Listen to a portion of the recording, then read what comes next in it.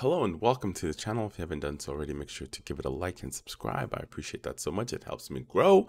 So yeah, don't you want to see your brother grow? Come on, man. Anyway, so it's no surprise that dealerships are still charging ridiculous amount of markup regardless on what kind of car it is.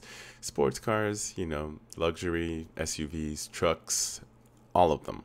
Dealerships are trying to capitalize on the fact that there's semiconductors, there's a shortage, and so they're trying to make as much money as they can. So it comes no surprise that Toyota introduced their new GR Corolla for the 2023 model. There's going to be two models, the Circuit Edition and as well as this just the GR model. So it comes no surprise that some dealerships are already charging $10,000 over MSRP, and I assumed, or not assumed, I am guessing that when the GR, the Circuit Edition, that one, most dealerships are going to ask for about $15,000 to $20,000 for it on top. But that's just my guess, because well, from what I've read to you guys in the last video, or not the last video, but a few videos ago, that they're only going to be making like around 1,000 or so. So every dealership will have one. And there's about, over 1,000 dealerships or Toyota dealerships. So I'm assuming they'll make probably like 1,250 or 1,200, somewhere along those lines. They wanted to make sure every dealership has at least one Circuit Edition in their, showroom. And it's going to be just for show, because if you do want to buy it, they're going to ask ridiculous amount of money for it. Just like the Honda dealerships is asking ridiculous amount of money for the limited edition Phoenix Yellow. So without further ado, let's go ahead and cover this article. It's coming from Car Scoops. Let's do it. Alrighty then, so here we are. So one of the journalists over here decided to contact a few dealerships and seeing how he can secure himself this, the GR Corolla. A 10,000 markup will secure you a spot 100%. You don't say. I sent out a bunch of emails to Toyota dealers in Massachusetts, along with a few more to a few out-of-state dealers. Most of them told me they'd be happy to put me on a VIP SAC waiting list and get back to me with more information when available. However, one perky salesman in northeastern Massachusetts was happy to secure me a spot for a 5-figure markup. Oh my, how nice of them. I asked if they had any indication of pricing, timing, allocations, and how could I get on the list. Salesman replied they will be going over MSRP for $10,000. And wait time will be roughly 6 months. We put on the list with an agreement to price and a $500 fully refundable deposit. But would that secure my spot for sure? The deposit will 100% secure you spot on the list.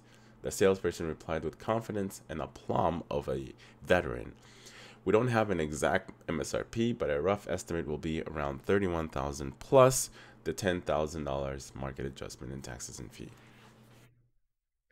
That's just him guessing, but if I had to guess, man, with the amount of power and the technology, the all-wheel drive system and everything that's in the vehicle, my estimations is around $35,000 or $36,000, right around where the STI used to be. That's my assumption, just because of the power and the horsepower. Usually anytime you have a lot of that, the prices are usually up there. 6-month wait is from launch date, which was last week. There's no allocated list at this time.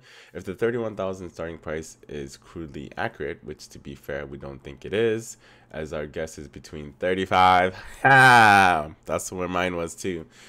35,000 and 40 for the base model, and 40 to 45,000 for the winged Circuit Edition. That would equate to bonkers 32.3% markup over MSRP.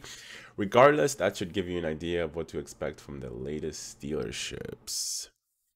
Here's the thing, MSRP isn't a fixed price set by manufacturers like a lot of people seem to wrongly think it is, but an acronym. Well, manufacturer suggested retail price, keyword being suggested, because they can change it to whatever they like to change it to. They can charge whatever they want. It's just up to the consumers to make the right thing and not to purchase that, car or whatever kind of item that you want to get. It's up to you to do your part and not engage in this, because if you engage in it, then they'll just keep on doing it like they have been. When high demand meets low production numbers, that works the other way around. Still, that doesn't mean we as consumers should accept it. You have options from shopping around until you find a dealer that respects the customers in their business, to shaming predatory practices and placing pressure on manufacturers to deal with these dealers. And if nothing else works, well, just move on to a different car. If we're talking about mid 40s to mid 50s for what it is, essentially a 3-cylinder Corolla that may not live up to the hype created by its much smaller sibling, the GRRS. There are plenty of other driver-oriented options out there that can easily scratch your performance itch. And that is correct. He's correct on that. And Toyota has no say on what the dealerships can and can't do once the vehicles have been, sent to them.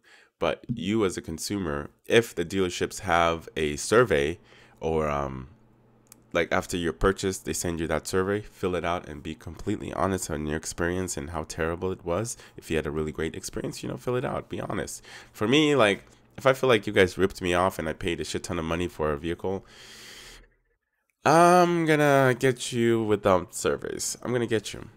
That's my way of a payback, I guess, so to speak. But anyway, if you enjoyed the video, make sure to give it a like and subscribe if you haven't done so already. I don't know what you're waiting for. Just do it. All right. Have a blessed day, because I'm out.